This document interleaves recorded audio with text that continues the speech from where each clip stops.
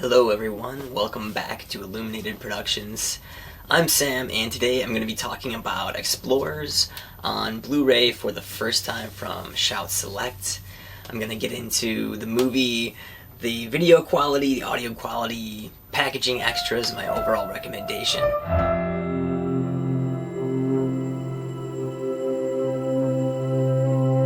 Before we jump into the background of the movie, take a second to subscribe if you want. I really appreciate your support and your time. Okay, let's jump into Explorers.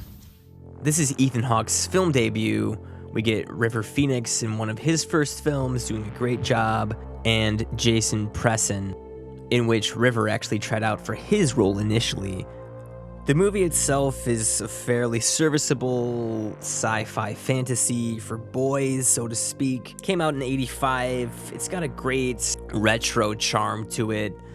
A lot of soft shots, a lot of blue lights, a lot of smoke and mirrors type of thing going on. We get some really great cinematography, and there's certainly some humor and warmth and mystery native to the film's story. It mainly holds up apart from the bad special effects and practical effects on the aliens. I was really never a fan of how they looked, but I was always a fan of at least the first two-thirds of the film, and River Phoenix is one of my favorite actors. This is Joe Dante, so he also did Gremlins. I think the movie mainly works because of the dynamic between the three leads, how they're written, how they're casted, and how they're played. They're compiling this heart, mind, and body trio that is totally palpable on the page, on the screen, and in the energy between the actors. That's what keeps me coming back. That and the dreamlike cinematography, the overall vibe. But if that's not really your thing, fantasy, sci-fi, boys flicks, you're probably not gonna like it. This kind of was the connoisseur of the fanboy film. There's a boatload of references to old sci-fi films from the 50s that kind of look obviously fake and kind of part of its charm. There's some of that in this as well. The video quality on the Blu-ray, though, is lackluster. We get soft edges, we get questionable grain structure, we have potentially digital distortion.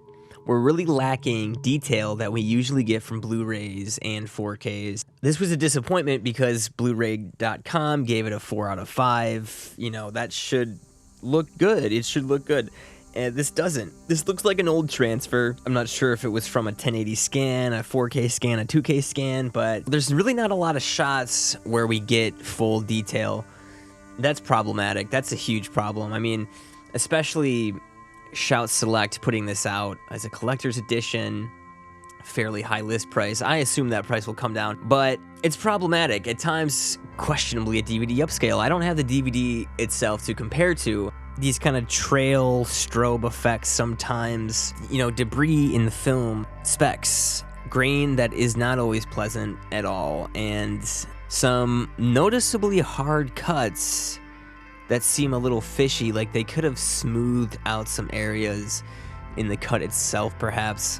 But maybe that's not inherent in a Blu-ray transfer and all that, and I understand that, but it just seems like with all of the effort, why not? Maybe there's some rights issues. I know this was initially set up through Paramount, produced and distributed through Paramount, and now getting a re-release through Shout Specific. So I assume they're limited to the capacity to actually attain the film and slice and dice and smooth out overlays and all those things. As far as audio goes, I'm kind of limited to my setup, but it does have a 5.1 surround sound track. Some of the dialogue seems to be somewhat improperly mixed. The score by Jerry Goldsmith is particularly memorable here in the audio track and really sweeps you off your feet and captures that vibe of childhood innocence, childhood dreaming, and expanding those dreams into reality. The film has a great message behind its heart, but is certainly problematic as a film, and even more problematic as a Blu-ray in means of talking about the video quality. This is why I buy Blu-rays, is for the video quality mostly.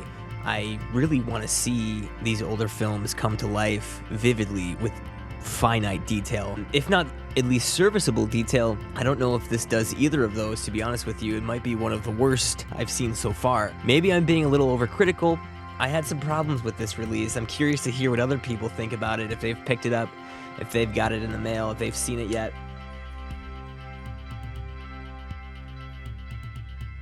I had a chance to check it out and most of the special features last night. This new collector's edition from Shout is a very handsome package, very slick, looks great on the shelf, great cover art. We get reverse cover art and artwork on the discs. We get some decent special features, not a lot for that slightly high list price. We do get new deleted scenes, new interviews, and a new featurette kind of deconstructing the movie, its production, and whatnot. And that's pretty informative. The deleted scenes also contain some pretty great content that was left out. Director Joe Dante expresses his regret for leaving out more of the romance between Ethan Hawke and Amanda Peterson. Also included is a TV cut of the movie. It runs 3 minutes less.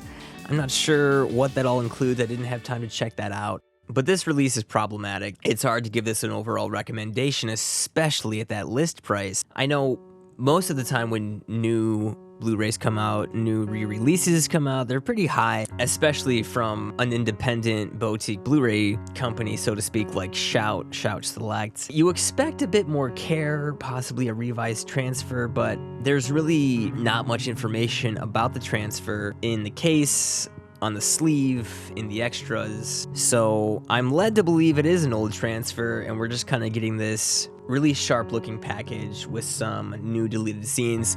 That's basically what you're paying for here, it seems like. I would like to give this a better recommendation, but I really can't.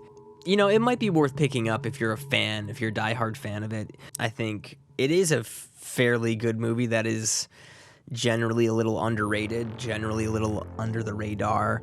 Me personally, I'm a sucker for coming-of-age films set in the 80s with this disposition. I certainly think this was a movie that was a little ahead of its time. That reflects in the box office numbers, in the budget, and in the draw. So I can imagine it would be hard to conceptualize to an audience. I know the ending was originally different. They had rewritten it, and then there was improv done. So things did change.